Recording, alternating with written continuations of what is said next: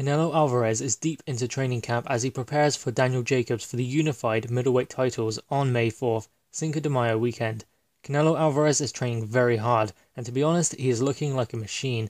He looks like, to be honest, he's going to be going to the body a lot in this fight. Where Daniel Jacobs is the bigger guy, taller, and have the reach advantage, Canelo is going to try and come under those shots and work to the body. And the fact that Daniel Jacobs will have a rehydration clause where he cannot gain more than 10 pounds for the fight night, that will make him struggle taking those body shots.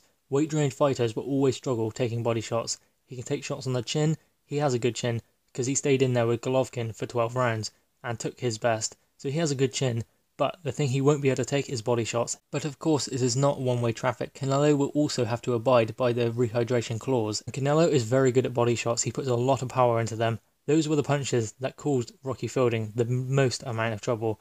And that's what Rocky Fielding just couldn't stay in there with. Every time he got hit with a body shot, he wilted, and he just couldn't take it. Where he was a taller guy, Canelo just went under his punches and worked to the body.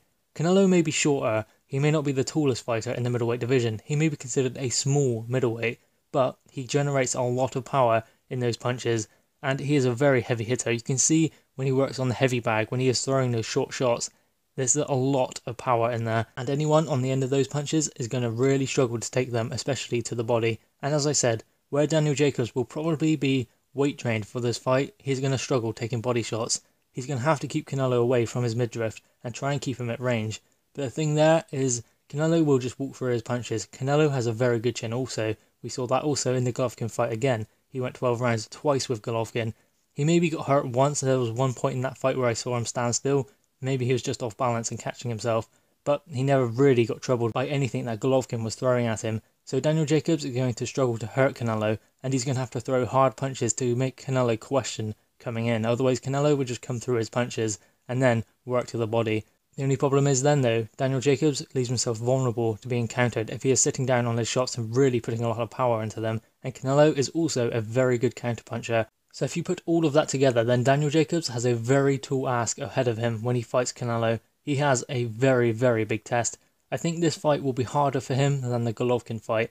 Canelo is a very, very good fighter, and he has only improved since that Mayweather fight. He was schooled in that fight. I put that down to inexperience. He has improved and learnt a great deal. We saw in the Amir Khan fight that he is not just a power puncher. I know he took Amir Khan out in the 6th round and hit him with one shot, a single shot that took Amir Khan out, but it was his boxing ability that ultimately won that fight. He started breaking Amir Khan down, and guess how he done it?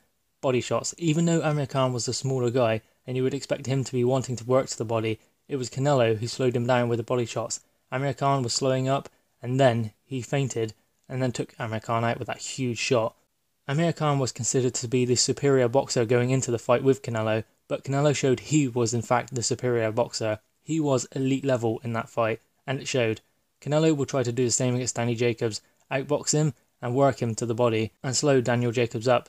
People say that Daniel Jacobs has a very, very hard punch, and he does. He has enough power to make his opponents respect him. But against Canelo, Canelo isn't going to be troubled by any of the power that he has, because Canelo can take a shot off of anyone.